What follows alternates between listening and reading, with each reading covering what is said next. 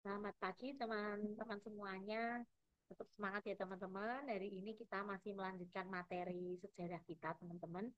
Nah teman-teman kita melanjutkan materi yang kemarin. Kemarin kita telah belajar bagaimana perkembangan agama Buddha pada masa dari Kerajaan Medang atau Mataram sampai dengan Kerajaan Majapahit. Jadi runtutan sejarah mulai dari Mataram atau Medang gitu ya, karena apa? Karena umat kita pun gitu ya, maksudnya umat Buddha pun kadang juga masih bingung gitu ya. Banyak juga yang belum tahu apakah Mataram itu sama dengan Medang. Kalau ditanya jawabnya juga kayaknya ya, kayaknya bukan gitu ya, ragu-ragu. Nah kita apalagi teman-teman yang nanti calon pendidik, berarti kita sekali lagi paham ya bahwa kerajaan Mataram kuno, Mataram Hindu-Buddha dalam penyebutan berbagai sumber sejarah itu adalah sama dengan kerajaan Medang. Nah, penyebutan Medang itu yang seperti tercantum di dalam prasasti-prasasti. Kalau penyebutan Mataram kuno, Mataram Hindu-Buddha itu adalah di beberapa teks buku sejarah yang ditulis belakangan oleh para akademisi seperti itu. Itu kita tahu, lalu dari situ itu pusatnya di daerah Jawa Tengah, lalu pusat kerajaannya dipindahkan oleh seorang raja yang bernama Empu Sindok, dipindahkan ke Jawa Timur. Lalu dari situ Medang mengalami apa ya, masa surut, keruntuhan, kerajaannya berganti nama mulai dari Kahuripan, Kediri, Singosari, lalu menjadi kerajaan Majapahit seperti itu. Nah, Majapahit sendiri seperti yang materi kita kemarin mulai mengalami keruntuhan dari berbagai macam faktor gitu ya. Karena kita tidak bisa hanya menyalahkan bahwa Majapahit hancur diserang kerajaan Islam atau kerajaan Demak, kan tidak seperti itu. Tetapi memang banyak faktor yang melandasi keruntuhannya. Keruntuhannya dimulai dari 1478.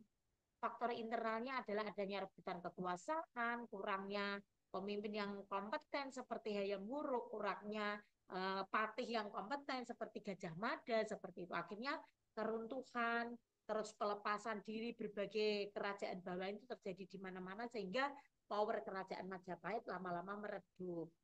Nah, keruntuhan totalnya terjadi 1527 saat dia benar-benar diserang dan dihancurkan oleh kerajaan Demak. Nah, topik ini menarik walaupun kita belum tuntas membahasnya, tetapi ya inilah sejarah gitu ya. Materinya itu selalu menarik untuk dikulik seperti itu. Nah, teman-teman nanti masih bisa mengulik lebih dalam bagaimana hubungan Majapahit sama Demak sebetulnya ini. Karena ada hubungan saudara juga sih sebetulnya awalnya gitu ya. Karena salah satu keluarga dari kerajaan Majapahit kan menikah dengan putri dari kerajaan Demak seperti itu. Atau ada juga sumber yang mengatakan bahwa salah satu anak hasil pernikahan dari keluarga Majapahit dengan Putri Campa, Putri Cempo gitu, ada orang yang bilang ya, itu menghasilkan keturunan yaitu Raden Patah yang akhirnya diperintahkan untuk memerintah salah satu wilayah di Jawa, khususnya Jawa Tengah, yaitu memerintah di Demak. Tapi akhirnya Raden Patah eh, setelah mendirikan kerajaan Demak, akhirnya Demak juga malah menyerang Majapahit. Nah, itu poin tersendiri yang masih perlu dikaji seperti itu, teman-teman. Jadi belajar sejarah memang selalu menarik sebetulnya ya. Nah, harapan saya ya teman-teman di luar kelas ini, karena kelas ini tidak bisa membahas semuanya seperti itu, teman-teman nanti punya inisiatif untuk belajar sendiri. Dan sekarang materinya saya ingin mengajak teman-teman fokus ke perkembangan agama Buddha seperti itu di masa atau pasca keruntuhan Majapahit. Nah, pasca keruntuhan Majapahit ini kemarin situs-situsnya ya, teman-teman semoga nanti kelas ini kalau ada rezeki gitu berjalannya adalah atau outing kelas dhamma tripnya adalah ke Trawulan, sisa-sisa peninggalan Majapahit. Nah, kelas sejarah saja Bu, ayo Bu outing kelas ke Majapahit gitu ya, ke Trawulan gitu. Wani Biro gitu terusan. Ya lembaga dong Bu yang biayai kan bagian dari peningkatan kompetensi akademik mahasiswa ya. Pintere gitu. Oke, nah teman-teman ini kemarin materinya gitu ya. Nah setelah Majapahit hancur, runtuh gitu kan, kesimpulannya Di slide ini adalah banyak sekali orang-orang yang masih istilahnya itu memegang keyakinan dan ajaran Hindu-Buddha dan konsep Siwa Buddha muncul di Majapahit gitu ya. Itu akhirnya banyak yang melarikan diri dalam tanda kutip ke daerah Bali dan ke beberapa pelosok wilayah di Jawa Timur dan itu. Dan menarik, saya pun juga gini Mas ya teman-teman. Saya pun juga kemarin lihat channel YouTube saya itu, channel YouTube saya kan hanya untuk kepentingan mengajar ya. Saya tidak menjadikannya untuk kepentingan komersial atau apapun. Tapi memang settingannya saya buat publik seperti itu. Tapi ternyata saat saya kasih judul materi saya itu Medang Majapahit gitu ya, atau Majapahit, Dhamma Buddha era Majapahit gitu, itu tuh banyak yang ngelihat dan ada yang ngasih komentar gitu. Ngasih komentarnya kemarin kan kita diskusi ya bahwa konsep Siwa Buddha Sang Hyang Adi Buddha itu berkembang setelah era Medang sampai Majapahit.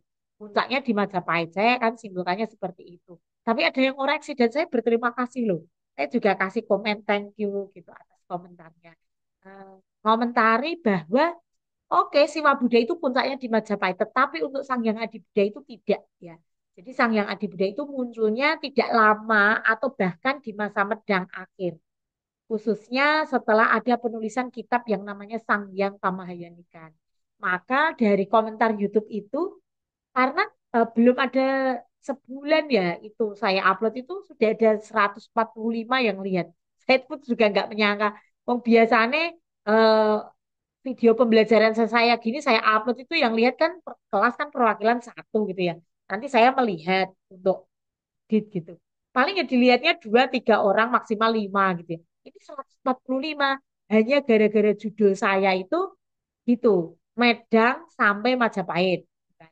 Dhamma Buddha era Majapahit itu tuh yang lihat banyak ternyata. Ya semoga apa ya terus banyak orang yang mau belajar mengulik sejarah karena sejarah itu sebetulnya asik teman-teman. Saya pun juga diminta untuk membantu mengajar sejarah ini. Saya mengajar sejarah ini berarti tahun keempat gitu ya. Ya berarti saya pun juga senang. Dan materi saya pun setiap tahun juga artinya itu tidak sama gitu. Saya pun juga belajar. Ada yang saya update. Jika saya menyampaikan informasi yang salah, saya juga akui dan itu berarti salah. Yang benar ini. Selalu kita update. Gitu. Jadi itu ya teman-teman ya. Dan makanya di materi hari ini saya juga tertarik sama komentar di YouTube tadi. Saya ingin mengajak teman-teman mengenalkan Sang Hyang Kamahayanikan, kita kulik lagi plus Sutasoma. Jadi agama Buddha pasca Majapahit itu teman-teman mau saya ajak kenal sama teks karya era Medang sampai Majapahit yang itu naskah itu masih tren, masih keren seperti itu. Banyak sekali termasuk negara Kertagama juga oke banget dipelajari. Tapi hari ini saya kenalkan juga. Karena kita masih ada tiga pertemuan, saya pikir masih cukup. Hari ini kita kupas sebentar kedatangan Bante Narada, lalu saya ingin kenalkan teman-teman dua teks kuno yaitu Sangyang Kamahayanikan dan Sutasoma. Itu. Jadi itu ya teman-teman. Kembali ke Sangyang Adi Buddha dan Siwa Buddha. Sangyang Adi Buddha itu munculnya tidak lama setelah era Medang, bahkan artinya itu dalam apa ya atmosfer Medang akhir seperti itu. Lalu semakin bergeser ke timur, semakin bergeser maju zamannya gitu ya. Sinkretisme Siwa Buddha itu semakin terasa. Ingat ya pada masa Medang awal, Pramodawardhani Rakyat Pikatan saja kan perpaduan candinya itu belum kelihatan banget. Candi Buddha ya masih Buddha banget, candi Hindu banget. Baru setelah itu bergeser gitu ya, baru sinkretismenya itu terasa bahkan di teks di naskah kuno, termasuk Sangyang Kama ini kan itu adalah sinkretisme Hindu Buddha. Termasuk di candi-candinya, maka semakin zamannya semakin ke sini ya, semakin apa ya, maksudnya semakin semakin muda zamannya gitu, candi-candinya itu semakin menunjukkan sinkretisme yang jelas antara Hindu Buddha. Ada Linggayoni tapi ada stupa, ada Linggayoni tapi ada Rupang Buddha seperti itu. Itu sudah merupakan candi sinkretisme. Karena yang namanya Linggayoni itu adalah simbol Hindu banget. Stupa dan Rupang Buddha adalah simbol yang Buddhis. Tuh teman-teman juga biar tahu ya. Tuh, lalu Siwa Buddha sendiri puncaknya adalah memang di era Majapahit. Jadi Siwa Buddha itu adalah konsep yang menarik juga. Jadi kalau teman-teman misalnya tertarik mau buat penelitian konsep Sang Hyang Adi Buddha di era Medang Akhir, konsep Siwa Buddha itu juga menarik gitu. Nah, sekarang kita ke sini keruntuhan Majapahit. Banyak sumber yang mengatakan, nah ini yang saya maksud, Mbak saya pun juga pembelajar gitu loh. Eh, jadi era keruntuhan Majapahit itu kan abad ke-15 gitu ya. Jadi 15-nya tahun berapa? Ada yang 1512, ada yang 1527. Nah, hari ini saya memakai teori yang 1527 gitu. Walaupun nanti tambah belajar lagi, oh ternyata salah. Ini kembali yang awal 1512 itu juga bisa jadi gitu ya. Maksudnya inilah juga yang mungkin kita diajarkan abidama dalam arti persepsi kita tidak harus saklek, tidak harus hanya ini yang benar gitu loh. Ya, masuk dalam belajar sejarah. Bukan berarti kita nggak punya prinsip, tetapi memang catatan sejarah itu kan sumbernya banyak dan memang kita harus berbasis data gitu ya. Itu juga poin penting yang kita pegang pada saat kita belajar tentang sejarah itu. Nah, kita belajar dari era Majapahit sampai dengan 1934 dulu gitu ya. Sampai kedatangan Biku Narada Mahathir. Saya akan saya kenalkan sama sosok Biku. Jadi kita akan belajar itu. Nah, gini, pasca Majapahit itu kan sampai 1934 teman-teman cek ya.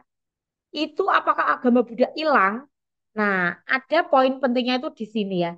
Antara 1527 sampai 1934, berarti agama Buddha itu tidak hilang total, lenyap gitu bukan. Tetapi akhirnya agama Buddha itu kayak mimikri itu kalau bunglon itu mengubah diri gitu loh teman-teman. Dia itu mengambil bentuk yang lain gitu ya. Akhirnya mengejawantah atau mengambil bentuk sebagai tradisi, mengambil bentuk sebagai bentuk-bentuk kepercayaan lokal, tetapi di dalamnya itu ada ajaran karma, ada ajaran tumbal lahir, ada ajaran sopo nandur bakal ngunduh, ada ajaran cinta kasih welas asih meta karena kita UPK, bukan dengan bahasa seperti itu, tetapi dalam bahasa-bahasa yang lebih bisa diterima. Bahasa-bahasa yang disamarkan. Karena apa? Karena semenjak keruntuhan Majapahit, otomatis atmosfer kehidupan bermasyarakat, pemerintahan, itu semuanya berubah, didominasi dan diilhami gitu ya dalam tanda kutip oleh ajaran-ajaran Islam. Nah, berarti agama Buddha atau ajarannya itu adalah bagaimana dia mengejawantah, mimikri, mengambil bentuk yang masih bisa eh, berklik gitu ya, bukan sinkretis juga nanti salah juga ya gitu ya. Tapi yang masih bisa ketemu, masih bisa tok gitu sama ajaran Islam pada masa itu. Dan di poin ini saya sampai hari ini merenungnya adalah makane gitu ya, makanya agama Buddha di Indonesia itu tidak sama persis dengan agama Buddha di India. Agama Hindu di Indonesia tidak sama persis dengan agama Hindu di India. Agama Islam di Indonesia juga tidak sama persis dengan agama Islam di India. Karena apa? Karena setelah sampai di Indonesia akan melakukan adaptasi-adaptasi dengan kebiasaan penduduk lokal, kebudayaan penduduk lokal, gitu ya. Artinya agama-agama yang masuk ke Indonesia ini menjadi agama Buddha versi Nusantara. Kayak sekarang kan kita dengar seperti itu ya, agama Buddha Nusantara, teman-teman Islam pun juga Islam Nusantara seperti itu. Karena saya nggak tahu pasti ya, tapi saya pikir tradisi ketupat lontong saat Idul Fitri itu adanya di Indonesia gitu. Bagaimana Arab mau bikin lontong di sana saja nggak ada itu ya janurnya gitu ya. Kalau opornya sih ada ya pasti ya. Tapi lontongnya itu loh teman-teman seperti itu. Bahkan tradisi halal bihalal saya dengar-dengar itu juga khasnya Indonesia, Islam Indonesia. Begitu pula agama Buddha. Agama Buddha di India ya nggak ada agama Buddha kok setelah Waisaan tumpengan gitu ya. Ya, Waisaan dan tumpengan adalah agama Buddha khasnya Indonesia. Seperti itu. Seperti Hindu Bali, oh gitu. Itu akan beda banget sama Hindu di India gitu. India kita jarang melihat pura, hiasan janur-janur yang cantik seperti di Bali gitu ya. Tapi Bali itu menjadi cantik sekali itu hidupnya di Bali. Apakah itu salah? Ya tidak ada yang salah. Itu namanya adalah kecerdasan gitu ya. Kecerdasan berbudaya dan beragama dari manusia seperti itu. Pasti akan mencari selalu bentuk-bentuk yang paling pas, paling ideal seperti itu. Ya kita pun kan akhirnya ada Parita Jawa, Dhammapada Jawa gitu ya. Dandang Gulo Buddhis gitu kan. Ada pula teman-teman di Islam kan juga ada kidung-kidung yang nuansanya Jawa tetapi isinya ajaran Islam. Yang tentu itu tidak akan ada di uh, Arab, itu tidak akan ada di. Nah, itu teman-teman. Jadi sekali lagi kembali ke topik ini, di masa ini berarti agama Buddha itu eh, nyawanya, semangatnya, spiritnya, nilainya itu masih ada, tetapi bentuknya kan tidak nyata-nyata sebagai agama Buddha seperti kehidupan bermasyarakatnya sudah berganti menjadi itu ya, menjadi kebudayaan, pemikiran dan pemerintahan yang Islam. Karena kewalian, wali songo dan seterusnya itu sudah mulai menyebar dan lain-lain. Mereka mengambil apa ya tradisi lokal kita, misalnya wayang gitu. Di Arab mana ada wayang, tapi wayang di Jawa itu akhirnya menjadi sarana penyiaran Islam juga seperti itu. Dan itulah tadi yang disebut sebagai kecerdasan dari kebudayaan, kecerdasan dari beragama yang dilakukan oleh manusia di tiap-tiap daerah, tiap wilayah untuk bisa eksis, untuk bisa masuk diterima oleh masyarakat. Seperti itu, teman-teman. Nah, kembali ke sini, berarti ini adalah masa bagaimana Dhamma Buddha itu mengambil bentuk nilai-nilainya supaya tetap ada gitu ya. Menjadi kearifan lokal. Bercampur dengan tradisi-tradisi. Itu berarti abad 15, 17 sampai dengan abad ke-19.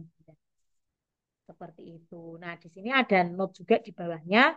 Nah, walaupun atmosfer pemerintahan, kehidupan masyarakatnya itu sudah berganti menjadi nuansa Islami, tetapi karya sastra itu kan tidak hilang. Candi-candi itu tidak hilang. Nah, itu akhirnya ya tetap akan mengingatkan bahwa sebelumnya itu ada agama lain selain Islam, ada teks lain selain teks Islami yang tetap ada. Nah, itu akhirnya membentuk apa ya? Bentuk kesadaran bahwa oh ada agama sebelumnya. Nah, kesadaran tentang oh ada agama sebelumnya ini akhirnya menjadi titik poin ada orang-orang yang mencari itu. Jadi kita juga berterima kasih ya ada orang-orang yang mencari ajaran apa atau sebelum ini gitu ya. Nah, sebelum ini itu ada ajaran apa? Sebelum masa Islam ada di Indonesia itu ada ajaran apa? Nah, itu ada orang-orang yang mencari. Nah, akhirnya mereka ketemu teks-teks kuno, naskah-naskah kuno, candi-candi gitu kan. Akhirnya mulai pencarian itu mulai memunculkan kayak kelompok-kelompok pencari gitu loh. Saya sih mikirnya sampai hari ini seperti itu. Jadi kelompok pencari-pencari ajaran sebelumnya gitu ya, itu akhirnya membentuk perkumpulan-perkumpulan. Nah, perkumpulan-perkumpulan ini yang paling terkenal nanti kita bahas di minggu selanjutnya adalah Samkohwe. Samkohwe itu adalah gabungan dari para pencari ajaran ini yang menggabungkan berusaha mencari nilai dari Tridharma, Konghucu, dan Buddha. Jadi nanti Samkohwe itu pun lambangnya juga ada tiga simbol dari agama ini ya, atau ajaran ya, Tridharma, karena Tridharma kan bukan agama. Tridharma, Konghucu, dan Buddha. Nah sekarang Tridharma itu diadopsi atau dirangkul gitu ya menjadi salah satu aliran di dalam agama. Nah, kalau menurut saya bisa menjelaskannya sama teman-teman itu seperti itu. Jadi ada orang-orang yang mencari gitu ya. Dengan adanya naskah kuno, candi-candi itu ini opo gitu. Ini sisa-sisa peradaban zaman kapan? Peradabannya ngajari opo? Mengajarkan apa? Itu akhirnya mereka mencari-cari. Dan ternyata bagi beberapa orang itu masih cocok gitu ya. Oh ya cek cocok ini ajaran leluhur saya.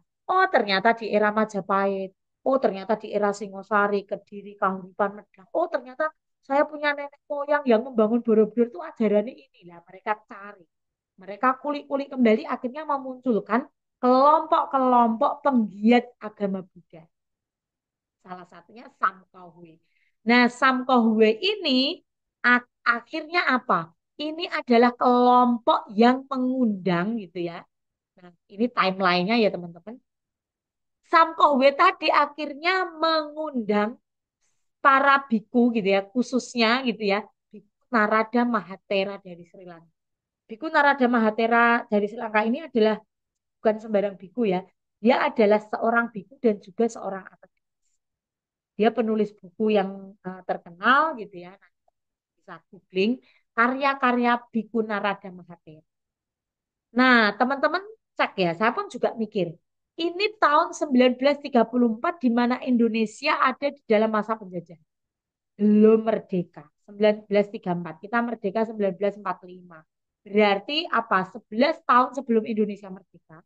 Sudah ada kelompok-kelompok orang yang dalam tanda kutip gitu ya, punya sumber daya, uang, punya sumber daya manusia yang mampu berbahasa Inggris dan lain-lain. Itu berarti kan bukan dalam masa yang dalam tanda kutip ketinggalan banget gitu loh. Jadi memang sudah banyak kelompok orang-orang ini yang berduit, pinter gitu ya, dan terus mencari ajaran apa dari leluhur saya yang ditinggalkan sebelum Islam ini ada di Indonesia gitu ya. Mereka mencari-cari dan mereka punya hubungan internasional yang bagus. Jika tidak punya hubungan internasional yang bagus, bagaimana mereka bisa mendatangkan Bante Narada ke Indonesia? Itu.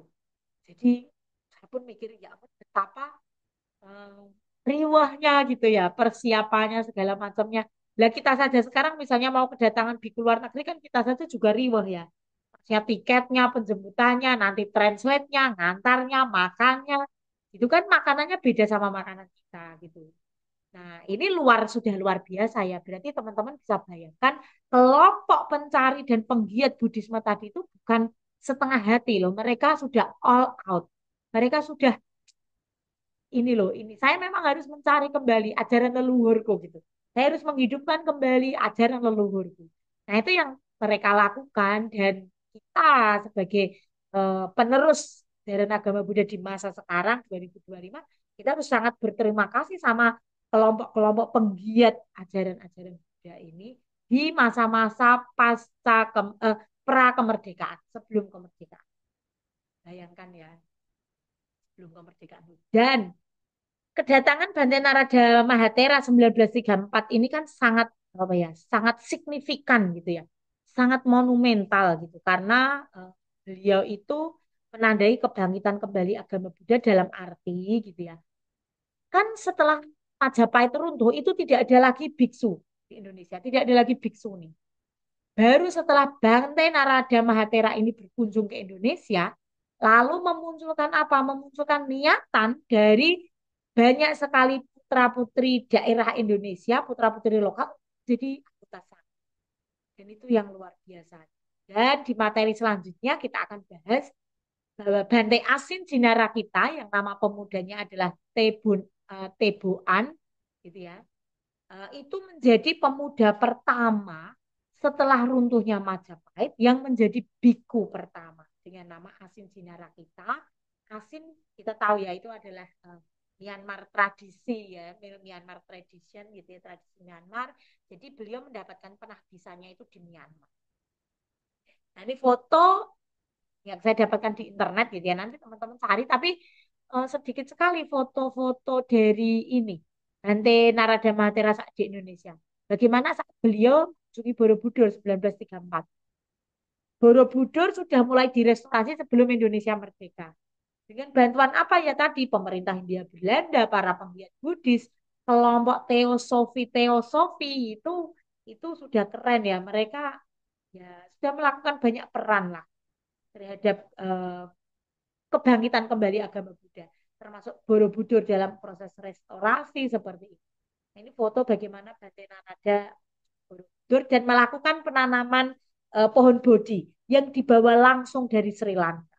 Seperti itu. Dan pohon bodhi ini juga sudah dipahatkan dalam relief oleh para leluhur kita di abad 8 gitu ya saat Borobudur dibangun. Terus sudah ada relief ini tentang flora fauna tentang reliefnya seperti ini. Ini yang dikeluarkan Kemendikbud. Nah, ini sekilas saja pohon bodi yang ditanam Bante Narada Mahathira itu di beberapa sumber disebutkan ada 5 sekarang. Ya, nanti kalau ke Borobudur kita coba cari ya pohon bodi yang dibawa Bante Narada gitu. Ada 5, terus salah satunya dicangkok dan ditanam di Wihara Buddha Gaya Watugong. Nah, ini teman-teman ya saya kasih biar kelihatan. Nah, ini yang dicangkok di tahu kan? Kita hafal ya. Ini Wihara Watugong seperti itu. Nah, itu. Nah, sekarang saya mau menambahi teman-teman ini berarti di pasca Majapahit sampai dengan 1934 kita berterima kasih, kita beruntung pada kelompok-kelompok teosofi, penggiat-penggiat agama Buddha yang mencoba mencari gitu ya. Mereka ketemu naskah kuno, mereka, oh ini yang nulis siapa? Ini di masa apa gitu. Jadi mereka mencari-cari sejarah gitu ya. Ketemu candi juga ini candi nih, saya gawe sopo. Oh ternyata leluhur saya. Apa sih ajaran leluhur saya? Mereka terus cari tadi ya. Kita berterima kasih sama kelompok cari ini, akhirnya mereka apa ya, ya namanya hukum afinitas ya, chemistry yang sesama chemistry-nya kan akan nyambung. Mereka yang kelompok pencari-pencari ini juga akhirnya nyambung. Mereka bersatu tadi sampai mampu mendatangkan Bante Narada Mahathira ke Indonesia. Dan Bante Narada Mahathira setelah ke Indonesia itu efeknya apa? Itu kita lanjutkan minggu depan.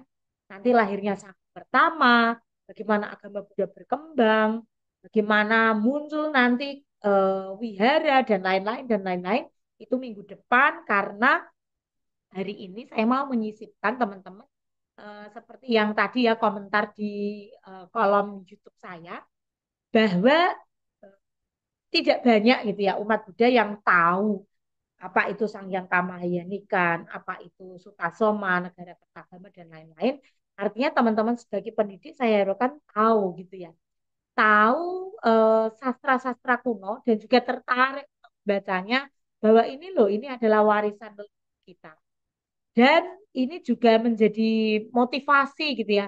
Memang sebuah zaman itu tidak akan hilang dan akan terus diingat oleh generasi mendatang itu kalau ada tinggalan berupa bangunan dan karya literatur. Maka sekarang ini teman-teman ini juga dalam arti kayak tamparan buat saya gitu ya. Saya pun juga masih belum semangat untuk menulis gitu ya karena hanya sibuk organisasi warawiri gitu ya. Sekarang juga harus menyempatkan waktu untuk menulis karena itulah yang akan dilihat nanti generasi kita mendatang 50-100 tahun yang akan datang gitu.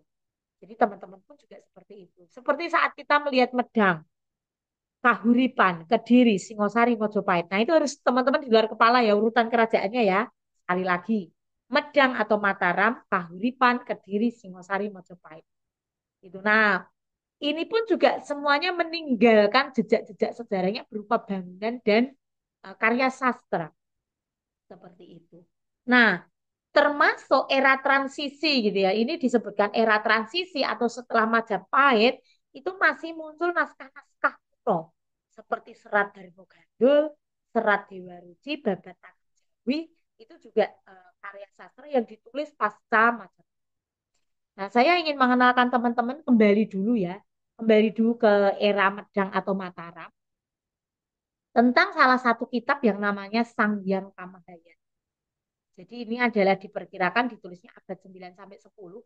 Jauh sebelum Majapahit berdiri, lagi khusus sang yang kaya Kamahayanikan dan konsep ini ya apa Adi Buddha itu lahirnya di abad 9 sampai abad 10. Di masa Mataram akhir. Nah, teman-teman, ini ajarannya apa? Ajarannya itu adalah panduan praktek spiritual dan meditasi yang merupakan spesifikasinya itu adalah aliran dari Wajrayana. Wajrayana dan ini merupakan cabang dari Mahayana. Seperti itu. Di buku ini atau di kitab ya. Kitab ini kok kitab ya? Nanti takutnya kitab suci gitu ya. Maksudnya di literatur ini Sang Yang Kamahayanikan ini disebutkan tentang tahapan-tahapan pencerahan, struktur alam batin, pemujaan terhadap Buddha, Bodhisattva, dan Sang Yang Adi Buddha. Seperti itu. Konsep Sang Yang Adi Buddha muncul dijelaskan di dalam Sang Yang Kamahayanika. Dijelaskan Sang Yang Adi Buddha ini adalah sumber tertinggi dari keberadaan gitu ya.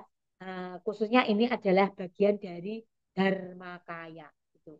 Jadi ada kaya, Dharmakaya seperti itu. Ada Trikaya dan Nirmanakaya. Itu kan konsepnya teman-teman Mahayana ya.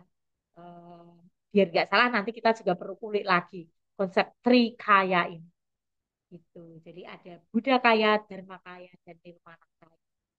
Nah, setahu saya itu. Nanti kita cek lagi. Nah, seperti itu. Dan ini kalau teman-teman mau tahu, nanti juga kita bahas minggu depan bagaimana perjuangan dari tokoh-tokoh setelah kemerdekaan ya. Nanti agama Buddha ini biar diakui oleh pemerintah Indonesia gitu ya. Karena kan pemerintah Indonesia itu dalam tanda kutip tidak mau menerima agama yang tidak berlandaskan ketuhanan. Nah, agama Buddha, apakah agama ini berlandaskan ketuhanan? Oh, jelas gitu ya. Kita berlandaskan ketuhanan walaupun Tuhan kita bukan Tuhan pencipta, tapi kita sangat mengakui adanya sesuatu yang disebut sebagai yang mutlak, yang tidak dilahirkan. Seperti itu. Jadi kita mengakui adanya sesuatu yang disebut sebagai ketuhanan gitu ya. Eh, Walaupun gitu ya. Walaupun bukan Tuhan seperti itu. Nah, ini juga penting sekali dan dasar teologi dalam tanda kutip teologi agama Buddha Indonesia.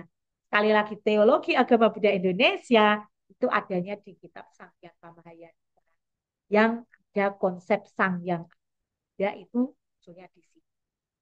Nah, tentang ketuhanan sendiri, sekali lagi kita adalah agama yang dalam tanda kutip mengakui ketuhanan walaupun Tuhan kita bukan Tuhan pencipta. Itu teman-teman, itu tentang Sang Yang Kamahayanikan. Jadi Sang Yang Kamahayanikan ini adalah menjadi bukti tingginya apa ya, tingginya kemampuan literasi para leluhur kita abad 9 saja sudah keren menulis buku seperti ini dan apa? Dan ini merupakan kitab dari ajaran Tantrayana atau Vajrayana. Sekaligus untuk mengingatkan bahwa memang Dhamma Buddha eh, awal, khususnya yang berkembang baik itu di Muara Jambi, di Medang atau Mataram, memang agama Buddha Mahayana, Trayana, Vajrayana, cengkoknya memang seperti itu teman-teman. Dan di abad 9 saya juga tertarik sama kata-kata ini ya. Jadi di abad 9 itu para leluhur kita, berarti ini zamannya kerajaan Medang atau Mataram kuno gitu ya. Mereka berhasil menciptakan Borobudur itu sebagai kekayaan visual dan Sangyang Kamahayanikan sebagai kekayaan teks. Itu saya gitu ya. Leluhur kita itu sudah keren membangun peninggalan peradaban mereka itu melalui dua jenis. Seni bangunan gitu ya, Borobudur, Sangyang Kamahayanikan, kekayaan tekstual luar biasa. Ini adalah apa ya peninggalan mereka untuk kita, untuk ditengok nanti anak cucu mereka mungkin ratusan bahkan sudah hampir 1000 tahun gitu ya. Itu ya adalah bangunan dan gitu. Jadi ini luar biasa. Makanya sekali lagi teman-teman kita tunggu ya. Apa bangunan dan teks yang akan kita tinggalkan untuk anak cucu kita 50 dan 100 tahun yang akan datang. Seperti itu. Nah, naskah aslinya itu ditemukan abad 19 gitu ya. Bahasanya bahasa Jawa kuno, ditemukannya itu di Bali. Sekarang teksnya tersimpan di perpustakaan Leiden Belanda. Kok bisa di sana? Ya karena dulu zaman penjajah itu mereka bukan hanya, karena penjajah itu pinter loh, mereka bukan hanya mengeruk kekayaan, sambil mendominasi dari sisi kekayaan alam, tetapi juga mereka tahu sejarah. Mereka tahu ilmu-ilmu tentang sejarah ini, mereka juga mengambil dan menyimpan beberapa naskah seperti itu. Dan sekarang ada terjemahan dalam bahasa Indonesia, Inggris, dan Belanda. Nah, teman-teman kalau ada waktu berarti nanti cari kitab Sanghyang Kamahayana. Nah, makna pentingnya gitu ya, teks tertua Nusantara yang masih ada saat ini itu ternyata Sanghyang Kamayani kan karena dia adalah di abad 9 ditulisnya. Saya nggak tahu kenapa diklaim sebagai teks Buddhis tertua, mungkin teks Buddhis tertua yang masih utuh ada sampai sekarang gitu ya. Nah, dikatakan ini menjadi dasar pemahaman Buddhisme, teologi Buddhis gitu ya, tentang ketuhanan Sang Yang Ada. Seperti itu. Nah, selanjutnya itu tentang Sang Yang Kamahayanikan gitu ya teman-teman. Jadi sekali lagi ini juga sekaligus klarifikasi dari YouTube saya sebelumnya gitu ya bahwa tentang Sang Yang Adi Buddha itu lahirnya di zaman Medang. Nah, saya mau mengenalkan salah satu teks yang lahirnya di zaman Majapahit. Berarti ini jauh lebih muda daripada Sang Yang Kamahayanikan. Sang Yang Kamahayanikan abad 9, Sutasoma abad 14. Berarti selisihnya itu 500 tahun. Nah, ternyata ini keren. Teman-teman nanti cek ya. Ini karya Empu Tantular. Ini pada masa pemerintahan puncak Majapahit, Rajanya Hayam Wuruk, Patih Gajah Mada. Kitab ini mencerminkan keadilan dan keadaan sosial keagamaan Majapahit pada masa puncak kejayaan. Seperti itu. Namanya Empu Tantular gitu. Nah, nama Empu Tantular ternyata keren ya artinya tidak goyah oleh perbedaan gitu ya. Nama Empu Tantular. Gitu. Nah, nama ini namanya empunya saja melambangkan hidup toleran yang universal seperti itu. Nah, karya lain selain Sutasoma, Mutantular juga menuliskan Arjuna Wiwaha. Nah, tentang Sutasoma sendiri, dia bahasanya bahasa Jawa kuno, bentuknya kakawin atau puisi. Seperti itu, ada 277 pupuh atau syair gitu ya. Nah, jumlahnya 277 pupuh ini terdirinya sekitar dari 5.000 syair. Berarti pupuh itu kumpulan dari syair. Seperti itu. Gaya bahasanya adalah gaya bahasa simbolik ya, gaya bahasa puisi. Seperti itu. Nah, kerennya seperti ini teman-teman. Apa kerennya gitu ya? Ternyata kitab Sutasoma mengisahkan perjalanan Pangeran Sutasoma, seorang bodhisatwa calon Buddha yang menolak kekerasan dan memilih jalan kebijaksanaan serta kasih sayang atau karuna.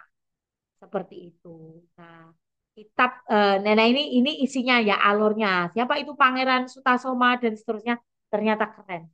Bagaimana kelahirannya, pertapaan dan masa ujiannya yang dilalui oleh Pangeran Sutasoma ini gitu ya.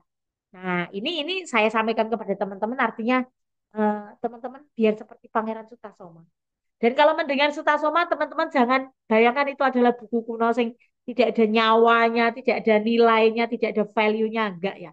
Sutasoma itu adalah nama pangeran yang keren sekali. Gitu. Nah, Sutasoma menaklukkan apa ya saat diserang, saat di apa gitu dengan cinta kasih dan kasih sayang. Saya pikir Sutasoma ini mau mencengkok seperti Pangeran Siddhartha gitu ya. Pangeran Siddhartha di era-era abad ke-14 gitu namanya jadi Sutasoma ini.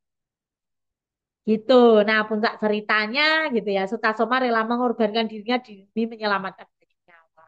Nah, pengorbanan Pangeran Sutasoma ini menjadi simbol dari Mahakaruna, welas asih yang tidak terbatas.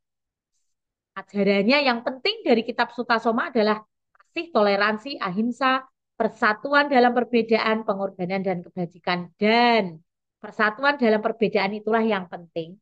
Jadi dari Kakawin Sutasoma, syair-syair Sutasoma pada pupuh 139 bait kelima, jadi pupuh itu mungkin bab gitu ya, atau waga.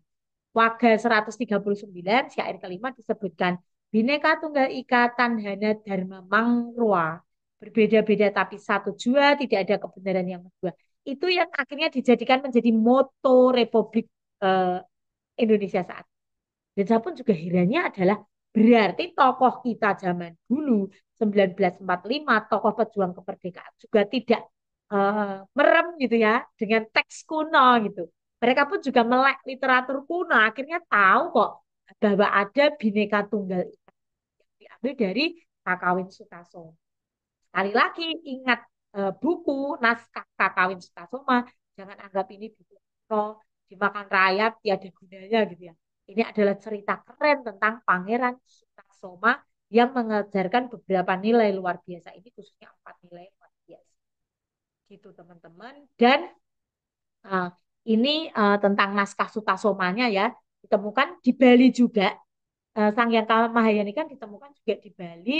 Naskah Sutasoma di Bali ini juga menarik untuk diteliti mengapa gitu. Karena dari Majapahit paling aman, paling cepat lari adalah nyebrang ke Bali dengan membawa naskah-naskah kuno. Untung loh, untung.